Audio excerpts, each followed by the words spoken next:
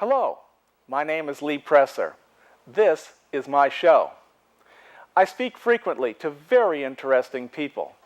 Some of these conversations are so exciting, so intellectually stimulating, I thought others might like to listen in. This is the reason we started recording Conversation with Lee Presser. The Good Samaritan House of Granite City is an organization whose mission is to provide emergency shelter for single women with children in southern Madison County, Illinois. They began serving clients 15 years ago. When they opened their doors on October 19, 1998, Good Samaritan House was able to accommodate 6 families for up to 90 days. In 2001, they added 4 more bedrooms, increasing capacity to 10 families. Using money from a grant given by the U.S. Department of Housing and Urban Development, Good Samaritan House was able to add a Transitional Housing Program, which consists of 9 units of scattered site single-family dwellings. Transitional housing units are rented from private landlords in Madison County. Our guest today is Janice Donaldson, the Executive Director of Good Samaritan House of Granite City. She's here to speak about the work that they do and why it is of value. Janice Donaldson, welcome to Conversation. Thank you, Lee, for having me. So how long have you been working with this organization? Well, actually, I started in 2008 when I was getting my bachelor's degree at SIUE. So I did a practicum student internship there for 2 semesters. And then after getting my master's degree in 2009, I came back and was hired on as case manager. And then last year became executive director. Mm-hmm. So you're a master's of social work, is that right? Because when they show your graphics on the screen, it says MSW. That's what that means, right? Yes, I do have my master's degree in social work. And what does that do? What do masters in social work do? Well, it means that I've had a lot of guidance and teaching in all the different steps of social work, counseling, the resources, the policies, all of those kind of things that as social workers we need to be aware of to help the clients. As a bachelor's degree in social work, you could get many of the same jobs that I've had. I could have been a case manager with a bachelor's degree, but having that master's degree was just that extra step to make sure that I was as competent as I wanted to be. And I'm consistently still going to different workshops and trainings and whatnot to keep my education going. Mm-hmm. And what attracted you to the Good Samaritan House as an intern? When I looked over all the lists of the different available sites, I'd always had a heart for women. I have been through a lot of things in my own life and became a single mother unexpectedly. And there's just a lot of things that women need. This day of age, a lot of women have low self-esteem. Life is hard on us, definitely. And I was lucky enough to have a family behind me, but a lot of women don't. And so I wanted to take those things that I had experienced and kind of put a good ending to a bad moment in my life. And it was just one of those natural things. In high school, I was always that person that everybody came to talk to. And so when I had the opportunity to go back to school, I thought, I want to do something that really helps people. And social work seemed to be the field I went into. Mm-hmm. So then you did an internship there for what, like a year? 2 semesters. Mm-hmm. So from January to August, during getting my bachelor's degree, I did that. And I came in and had a lot of training with the executive director that was there, and then the case manager that was there. So I got to work with the ladies in the shelter, do their case meetings, help them plan their goals, and just learn a lot more about the population. Mm-hmm. And they must have liked you, because then they took you on as they paid you, and now they've made you the director. Yes, that was a nice compliment. It was a really good learning experience, and I really enjoyed being there. Actually, when I got my master's degree, I did my practicum on the college campus counseling college kids, and had the same experience with a lot of the young female students, so knew that I was still really wanting to work with women and help them become successful. And after I graduated, the executive director had called me and said, you know, I need a case manager. We'd really like you to come back. So as I mentor students now, I tell them these are great opportunities. It's great. A lot of the social service agencies in the county work with SIUE. You get a lot of good opportunities to go do an internship. And if you really treat it like a job and learn the most you can, it can end up being that job for you. Now, as I said in the introduction, that your organization, or I should say Good Samaritan House, has space for women, single women with children. Yes. How is it that these single women with children wind up in a position where they need your help? Lots of different reasons. Let's go through some of those reasons. Some of them, you know, it's a lot of steps to it. Some of them have never had the chance to get a degree. To get an education past high school, if even finish high school. So then that makes it hard to get those jobs that, you know, pay the rent and pay all the bills. And then it gets into an area where maybe you can't pay the rent, and landlords, public housing, everybody, with the times as tight as they are, you know, you don't get as many breaks. And so we have a lot of people that are evicted. We have a lot of women that have gone through divorces or separations, and so they've lost their housing that way, so they come to us. Some have come from domestic violence situations, even though we are not the domestic violence shelter.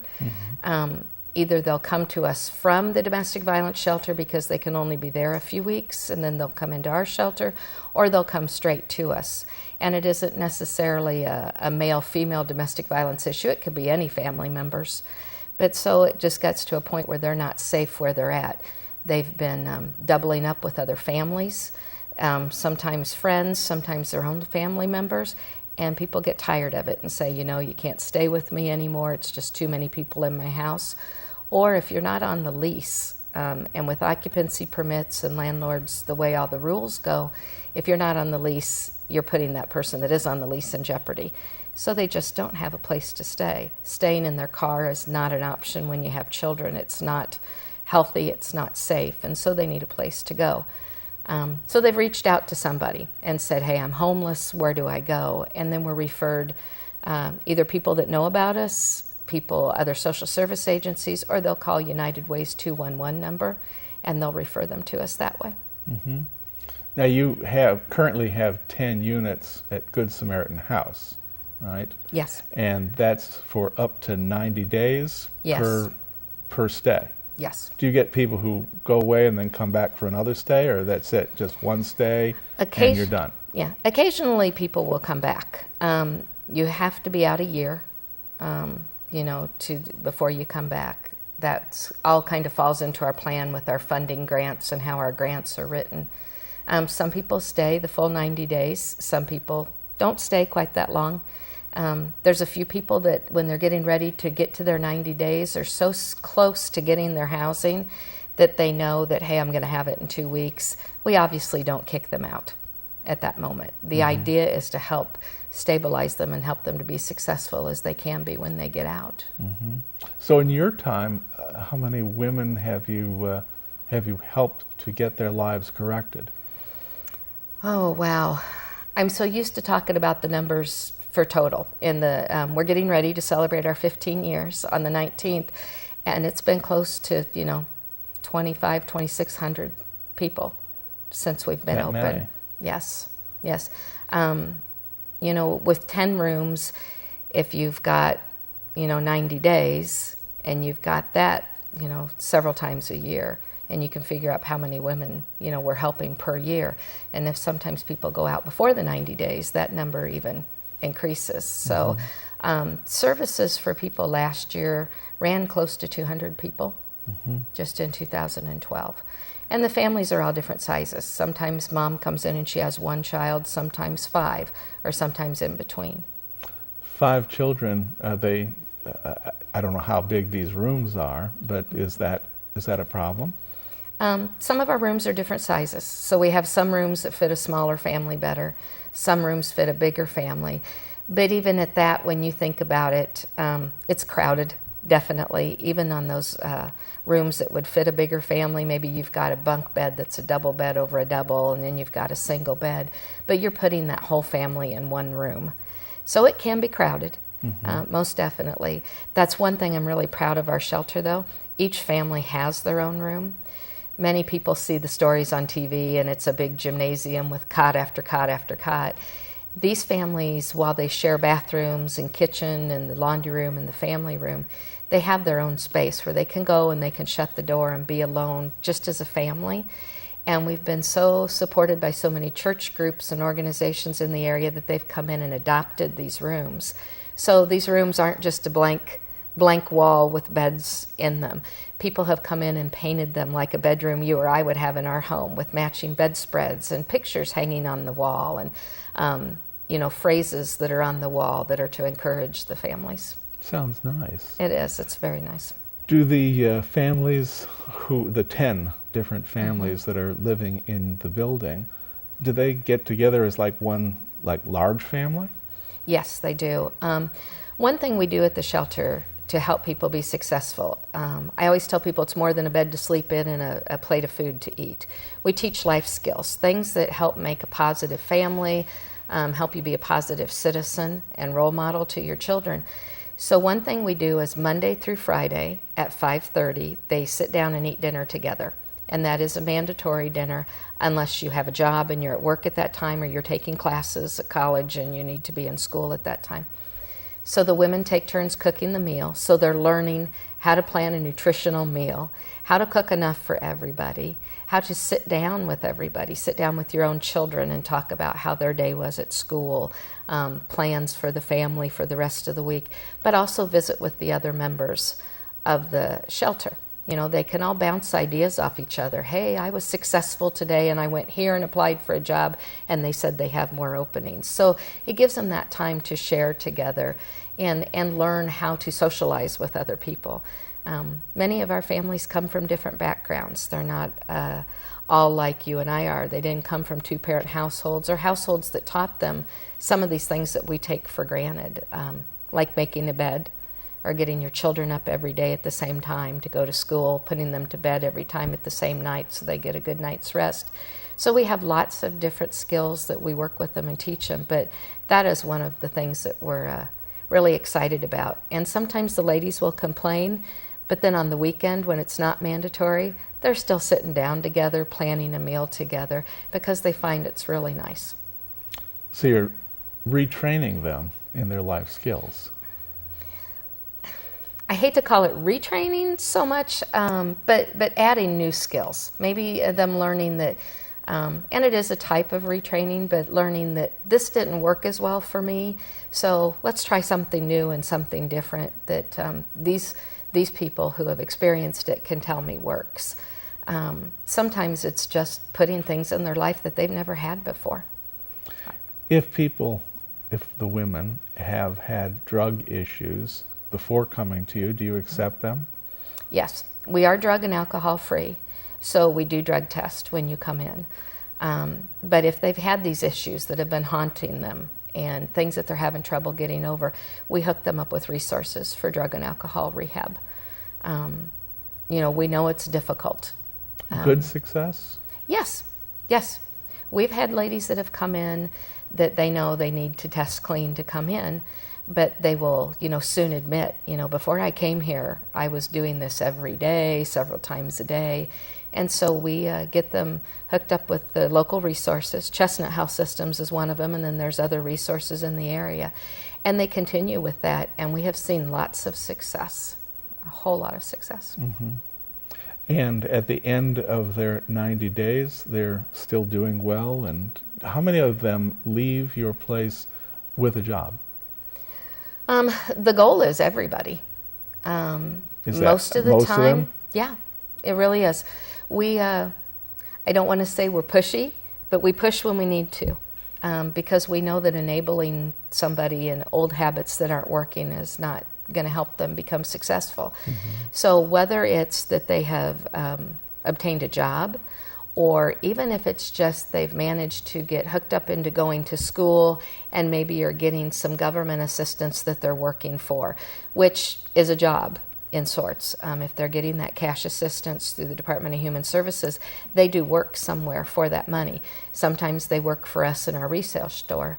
And so they've got some sort of income coming in. You know, they've learned to budget that income. The goal is to help them get housing even, which has become increasingly difficult. When I was an intern, you could get somebody housed in 90 days. It's a little bit more difficult now. Why? There's just not as much affordable housing out there. A lot of the public housing units are not as forgiving as they used to be. What do you mean by about forgiving? Past evictions, any sort of records, criminal records. They've had to, tighten their rules a bit to keep those places going.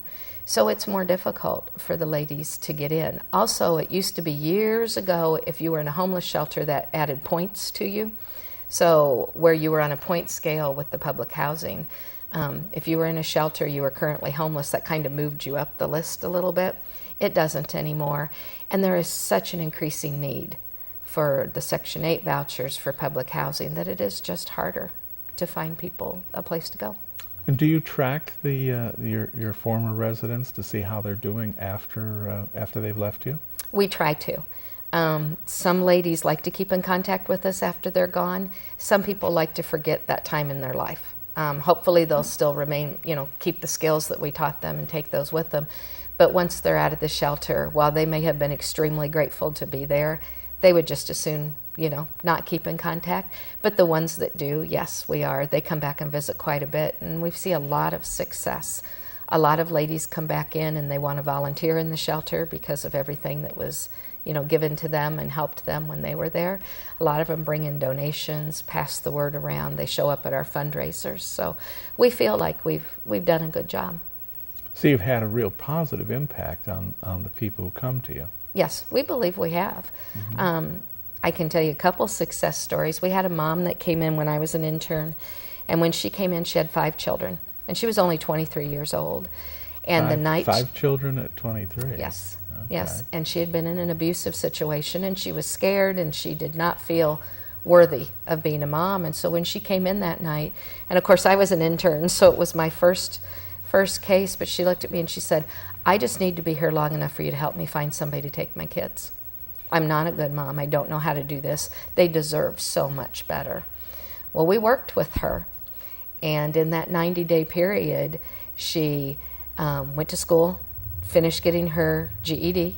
She got a job. She learned to read to her kids. She learned that she could be that mom she wanted to be for those children. She got them to bed every night at a good time, got them up for school every day, and she just flourished. And so then she went into our Transitional Housing Program. And while she was there, I remember one Christmas, I went and the kids had this big, long list of toys they wanted for Christmas and all of that. And I knew that she had learned a really valuable lesson because she looked at the kids and she said, Christmas is a lot of fun and I want to give you a good Christmas, but we have priorities. And before we can buy all these toys, we need to pay our power bill and our water bill and our rent, because what good does it have to have all these toys if we can't see them because we have no lights? I knew she had learned. She had learned that while you could still have the wants, the first thing that had to come was the needs. And that's kind of my catchphrase at the shelter. It's about needs, not wants. And while we give them a nice place to live, it's not Donald Trump Palace, but they have all those necessities. And they're learning, how to do life in the proper order with the proper priorities, and that brings success to them. Mm-hmm. You mentioned transitional housing. What is that? Transitional housing is a program funded through the Housing and Urban Development, where we get to work with the ladies for 18 to 24 months. So they've been in the shelter. They've shown that they're motivated to continue to increase their life, increase the positivity in their life and their self-sufficiency. So as long as they have an income and can get utilities in their own name, what we do is we go out with them and we look for either an apartment or a house that we can rent. We pay the rent, but they pay 10% of their gross income for what's called an occupancy fee. Then they pay all their own utilities. We continue to work with them for that 18 to 24 months. case management, whether they continually need some help with their budgeting, or whatever it is they may need to help them be successful. Many of them are taking classes at the local college, so they're working part-time, they're taking classes part-time, and we watch their income increase through that time. That's one of the things HUD is looking for, is that they can increase their income, their stability, their self-sufficiency, and then at the end of that time, they can continue to pay that rent all on their own. Most of them stay in the house where they're at, or the apartment where we've placed them. Sometimes they will decide to move to a different one, but at the end of that program, they're standing on their own 2 feet. They're, successful. They've learned how to budget. They've learned to work with their children. They've increased their education, which in turn then has increased their income. So they've gone from putting 10% of their gross income to where they can now afford 100% of the rent themselves, plus the utilities, food, and the rest. Yes. One thing we work with the ladies, not only in transitional but also in the shelter, is about saving money. We sit down with them and we work on budgets. These are your bills. This is your income coming in. And we talk especially to the ladies in transitional during that 18 to 24 months while we're paying the full rent and they're putting back, money to keep putting that back, increasing their savings. We assist them with, other things that they need. If they have a car and all of a sudden their car's broken down, we can assist them with certain car repairs to help keep them going to school or to work. And then that doesn't take so much of that income they're saving. Mm-hmm. How do the children feel about living in the environment at Good Samaritan House? Most of the kids have no problem with it. A lot of times it's that first safe place they've been in with mom, where they didn't have to share a bed with a cousin or a friend or sleep on a floor. I had a young lady one day that was complaining about her back, and I had said to her, I'm really sorry. I know these aren't, Sleep Number mattresses or that highest quality mattress, but we are doing our best. And she said, no, Janice, you don't understand. My back doesn't hurt because it's a bad mattress.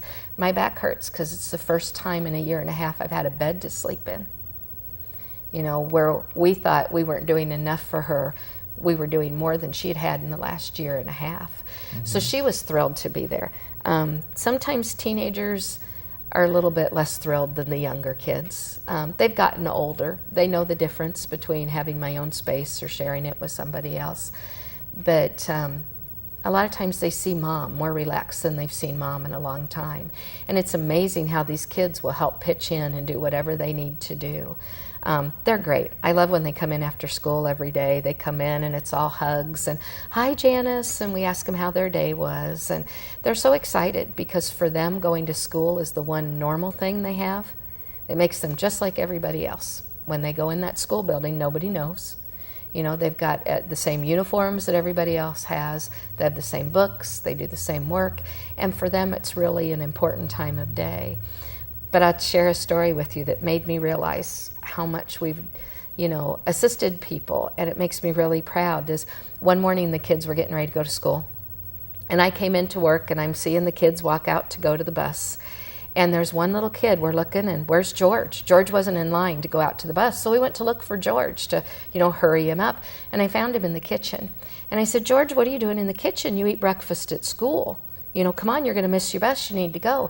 And he was running over to the cabinet, and he was opening up the cabinet. And he said, you don't understand, Miss Janice, you just don't understand. And I said, what don't I understand, George? He said, get me a bag, get me a bag. And I said, what do you need a bag for? And he said, well, we're having a food drive at school for homeless kids, and I want to take food.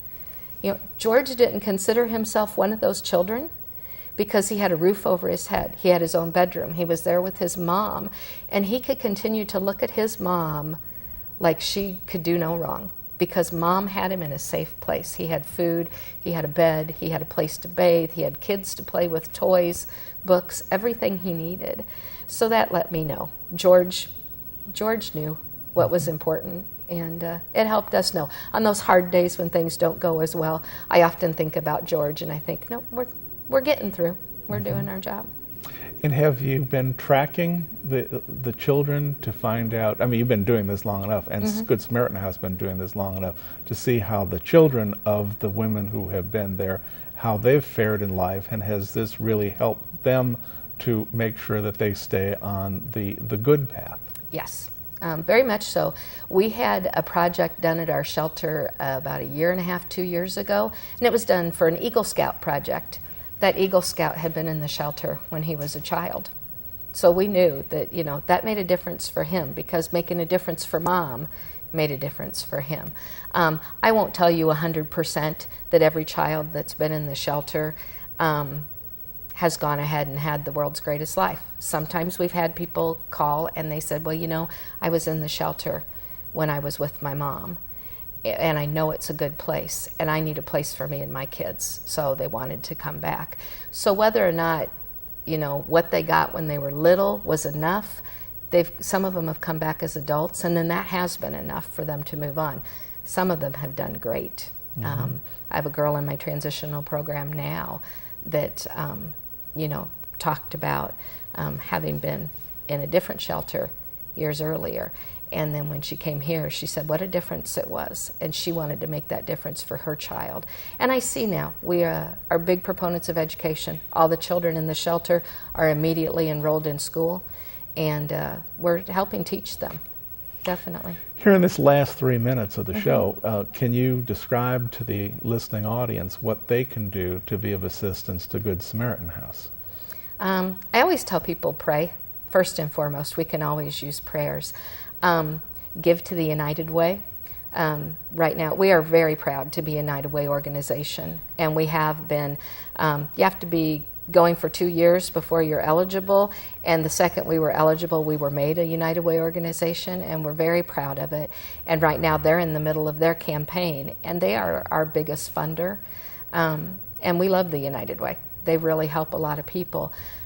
There's always volunteer opportunities at the shelter, whether it's working in our resale shop or coming in and reading and tutoring the children, or maybe helping with childcare while a mom goes to a job interview.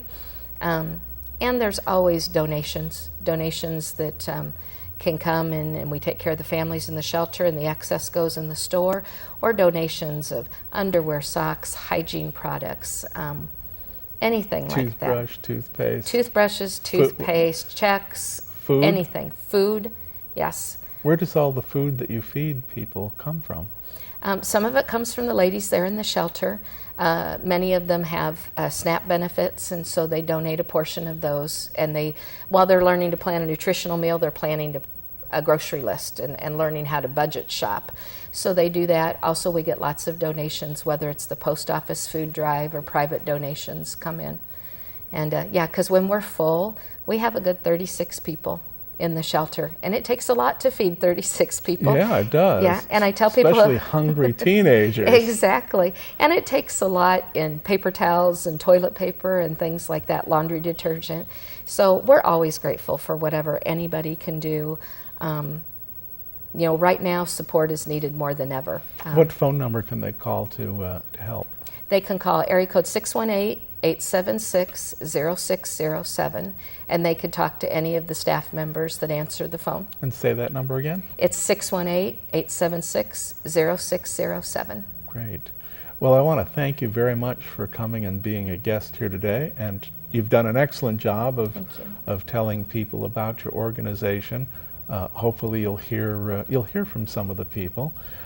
This program is also going to be uploaded to YouTube after it appears on Charter Cable, and so you can let people know that if they want to know more about your organization, that they can go to that link. Thank you very much. That's great. Thank you, Lee. Been speaking to Janice Donaldson from Good Samaritan House of Granite City, Illinois. As I just said, this is going to be on YouTube, so you can show your friends. Thank you.